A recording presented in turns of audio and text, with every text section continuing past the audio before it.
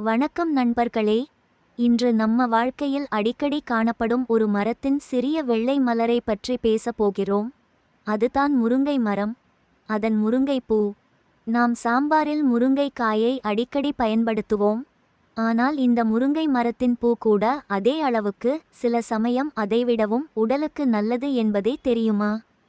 முருங்கைப்பூ ஒரு மென்மையான, மணம் மிக்க வெள்ளை நிற மலர். வெப்பமான மாதங்களில் மரம் முழுக்க இது மலர்கிறது. பழைய காலத்தில் நம்ம பாட்டிகள் காலை வேளையில் இதை சேகரித்து சிறிது உலர்த்தி உணவில் அல்லது மருந்தாக பயன்படுத்துவார்கள். ஆயுர்வேதம் மற்றும் சித்த மருத்துவத்தில் முருங்கை மரம் அற்புத மரம் என்று சொல்லப்படுகிறது.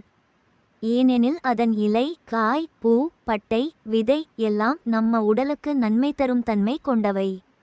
முதலில், இது நம் இம்யூனிட்டியை அதிகரிக்கும். முருங்கை பூவில் விட்டமின் சி மற்றும் ஆன்டி ஆக்சிடென்ட் நிறைந்துள்ளன. இது நம்ம உடலை நோய்களுக்கு எதிராக பாதுகாக்கும். இது இதய ஆரோக்கியத்திற்கு உதவும்.